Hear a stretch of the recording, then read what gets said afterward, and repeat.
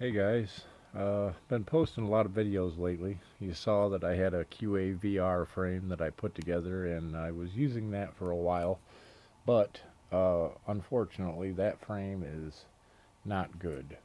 It's got some problems. I will show it to you right now in case anybody else has this frame and you maybe we'll be able to check it and see what I'm talking about. Uh, On this qavr frame that I was using, I found the issue with it to be these arms. Well, I broke the top and bottom plates too, that don't help, but these arms, watch this.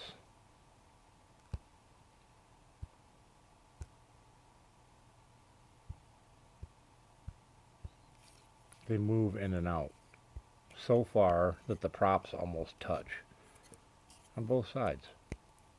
They're just, the way they're drilled, the holes are too big for the screws, and you can never get it tight enough to stop that. So I could never get my setup quite right with this frame to make it fly decent. So you know what happens to that. Goodbye. Anyways, it's only 20 bucks, so it's not like it's the end of the world, but the frame was terrible. So I went back to the original, the Wizard. What I've done here is basically replaced everything. I pulled it all apart and took all the parts off of that qavr that I had built, and I put everything in my Wizard. Um, Started at the front, worked my way to the back so you guys can see what's going on here. Got a Runcam Owl Plus uh, nighttime camera with a big 170 field of view. I like that. It's very, you can see everything around you. It's not as focused for like racing. If you were racing competitively, you'd probably want a smaller lens so you could go through smaller spots with better accuracy, precision. But I'm pretty happy with this lens as it is for my freestyle and all around type of flying experiences. Uh, let's see, I've got a typical SP Racing F3 Acro board with a Maytech V3.1 power distribution board. As you can see, I'm not even using any of the Becks or anything on that board at all. I'll explain that in a moment. Um, I've got a FlySky IA6B receiver running on iBus off of the front of off of the flight controller, so it's powered and everything right through the iBus. Uh, the VTX is a 600 milliwatt Eachine. It's not bad. I don't know if it's actually 600 milliwatts. It doesn't seem that strong. My other units were just as good, probably, but I am running a pretty chintzy and B antenna on here currently, which is probably going to get changed. Uh, my VTX and my camera are both rated for like 5 to 22 volts. So I'm running both of them directly off battery power, where the battery connects into the power distribution board. I powered those directly from there, and I've got my yellow wire connected directly from the camera to the VTX, which gives me an extremely clean signal to my goggles. I don't ever get barely any breakup or anything. It's almost perfect all the time.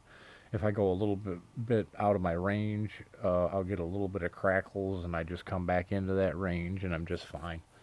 So it's pretty impressive when you got it set up that way. I do not have the yellow wire or the black wire or the red wire connected to the flight controller in any way.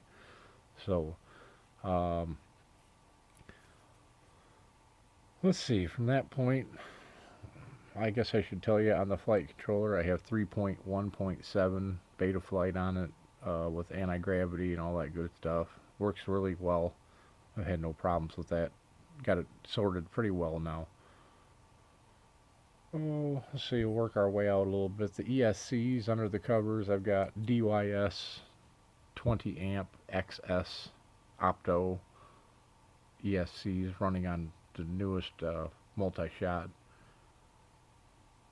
It's these are, I got them all calibrated and updated. I'm not running the fancy startup tones or anything, but I do have the timing adjusted and some things like that to make it a little different in the way it runs motors. Let's see. The DYS ESCs are running these GART RC QE2205C 2300 kV motors. There's the website, obviously, if you want to check them out. They advertise them at 900 grams of thrust on a 50-30 prop at 21 amps draw, and they're also advertised at over 1100 grams of thrust on a 60-30 prop at like 25 amps. I'm running RJX 5048 props. As you can see, they got a pretty aggressive scoop in the center of the prop. They're a very light prop for what the pitch is. They're 4.5 grams each, or 4.7 grams each, so they're pretty decent. Not like a 50-51 or anything, you know, 6.5 grams. They hover really well. They have good low speed performance, and they go really fast, 70 plus for sure miles per hour. Let's see, you can see how I've got my receiver antenna diversity set up here. I've just got one receiver antenna connected to my frame rail here with 2 zip ties sticking straight back, which is under the propellers by quite a ways. It's not very unlikely that it's ever going to get up in the way of a propeller. If it does, oh well, I'll deal with it, but it shouldn't. The other antenna I've got in the original VTX location inside of a rubber grommet. So one is pointing up, one is pointing back. I get awesome diversity, and I've never had any problems from dropouts from that setup at all. My power wire, I've got that stuck in the original location next to the VTX, and then I've got a good drop of shoe goo around that to hold it in place and hold the VTX to it, and everything's kind of stuck in one spot there. Works real good. I've been doing that on a few different quads now. It gives me plenty of room around everything.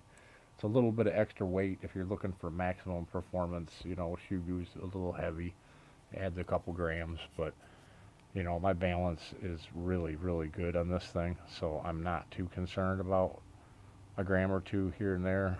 With a 4-cell 1500 milliamp hour battery, it's sitting at about 588 grams, ready to fly with no action camera. So it's not a lightweight, but it's very solid, it's very strong, it's very fast for what it is. I'm not sure what the deal is with these motors, but they're pretty healthy. They're making me happy. Well, anyways, yeah, my Wizard is definitely upgraded. I call it the OG2.0 because it's the original Wizard from when I started this Facebook group. Everybody joined, and it's still kicking butt. So that's kind of an interesting thing. I don't know if anybody's noticed this or not. This is called a MT106B, and the other ones I think are MT106A. I do believe MT2205 is the original Wizard motor. So these are really close to the Wizard motors. I just think they got better magnets and bearings. They're smoother, and they seem to be maybe slightly more powerful, but that may have to do with the upgraded ESCs and firmware and stuff too. So anyways, there you go. There's a pretty good overview of my Wizard in its current condition.